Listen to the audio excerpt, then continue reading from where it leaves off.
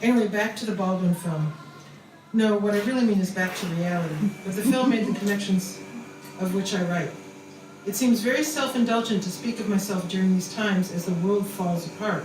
No, as the world is stolen by arsonists, not just by the indifferent, or not even just the cruel to whom we are accustomed, but by arsonists. We've been won over by the snarling, red-faced populace of integration photos who would rather die than learn.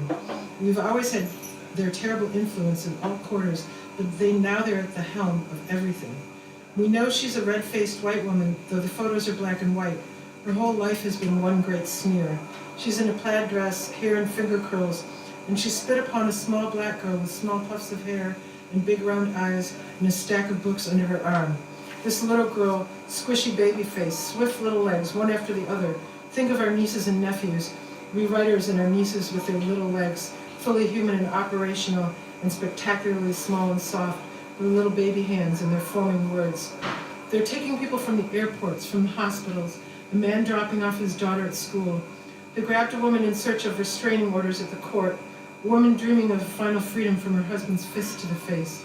They put her in a rusty cage, they put her in shackles. They're building private prisons. What could the economic goal be? They need workers, so they'll do two things. They won't actually deport people, they'll keep them in a loop of detainment, and they'll lock up more stolen people, teenage boys with their bravado and their silliness they call crime, the knucklehead children we call criminals.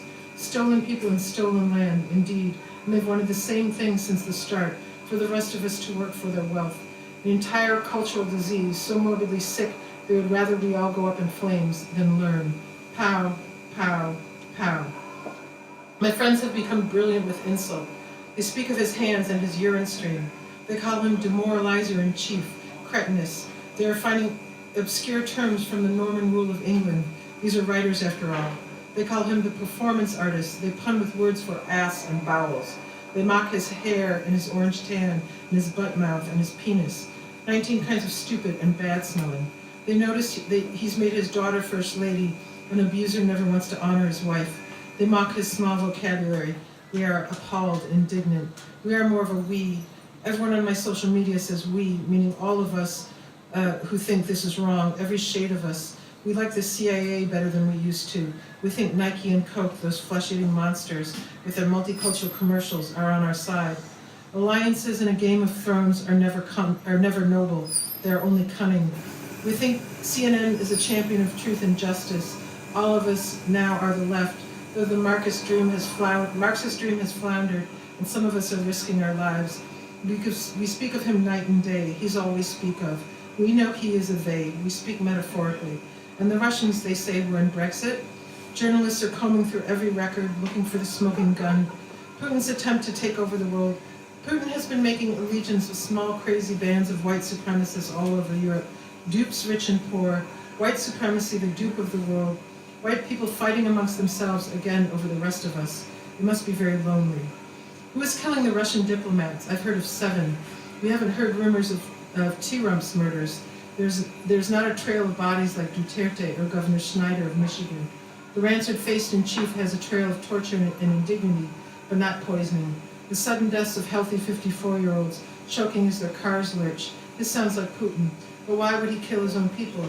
Who has money for the work of such well-trained assassins? Is it retribution against him, such deft pharmaceuticals? This is far too complicated for a film. It's a 6-year Netflix series. The red-faced snarlers, they're dupes. They're 7th-generation American laborers relieved from starving and beating to avoid being beat. Cops, voters, they're dumb as dirt, as rocks, can't will themselves into the human decency it takes to survive. They're everything wrong with the world, and their crime is a dense stupidity calcified in their synapses. It's a hatred they've willed into rocks. Their hatred snarling frozen there forever in videos, the ones who will be remembered as a superlative of the ridiculous, the will for the end of the world.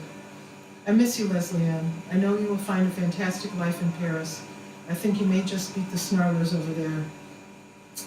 They say Germany is now the leader of the free world. You are special, and you are my sister. Lara.